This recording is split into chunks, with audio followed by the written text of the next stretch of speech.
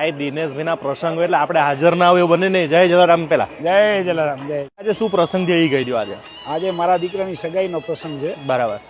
એના માટે બધા પરિવારના બધા સાથે મળી અને સગાઈનો પ્રસંગ ઉજવવાનો છે. બરાબર. તો આજે બપોરનું જમવાનું કંઈક અલગ જ હતું. આખું ઈ શું હતું? થોડું સ્વામિનારાયણનું જમવાનું હોય. આડી ચાડી નાખવું વ્યવસ્થિત. ગાડી ચાડીને બનાવે. અને આજે કેટરિંગ કોણું? આજે છે ગાયત્રી. અચ્છા. હા, ગાંધીધામ. તો નંબર 1 જ હશે ને? તો ના, સારું કહેતો.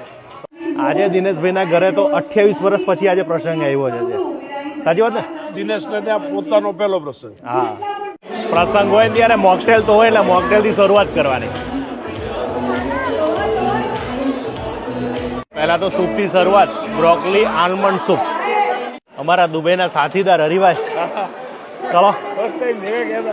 હા, આજે તો દિનેશભાઈના પ્રસંગમાં હરિભાઈ ના હોય એવું બને જ નહીં.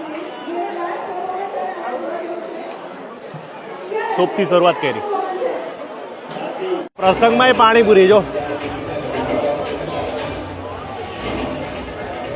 ભાઈ, પ્રસંગ નાનો હોય કે મોટો, ભજીયા વગર અધૂરું હોય. જોઈ લે, મિક્સ ભજીયા સાથે ચટણી.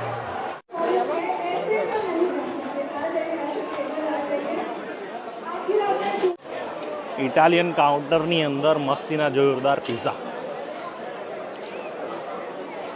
સાઉથ ઇન્ડિયન મેનુ છે. જો નાની ઓલી કોઈન ઇડલી કહે ને એ છે, દહીંવડા છે અને આ રીતના ચટણી. મેનુ બહુ મસ્ત બનાવ્યું. હવે સીધું ડાયરેક્ટ મેન કોર્સ. સબ્જીની નામ કહું ને, વેજ સબનમ કરી, પછી પનીર લોગ લત્તા, દાલ તડકા, જીરા રાઈસ ને બિરયાની.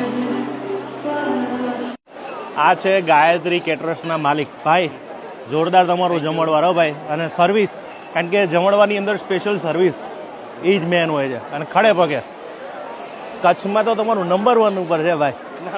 અને દિનેશભાઈ કીધું કે ખાસ એમનું જમણવાર એટલે જોરદાર. આ બધી અલગ અલગ વસ્તુ અને આપણું ટ્રેડિશનલ પાછું. યસ. તો ભાઈ, ટેસ્ટિંગ કરવાની તો જરૂર જ નહીં પડે, કારણ કે મેન કોર્સમાં તો લગભગ બહુ ઓછા પહોંચે. સ્ટાર્ટરમાં જ મજા આવે.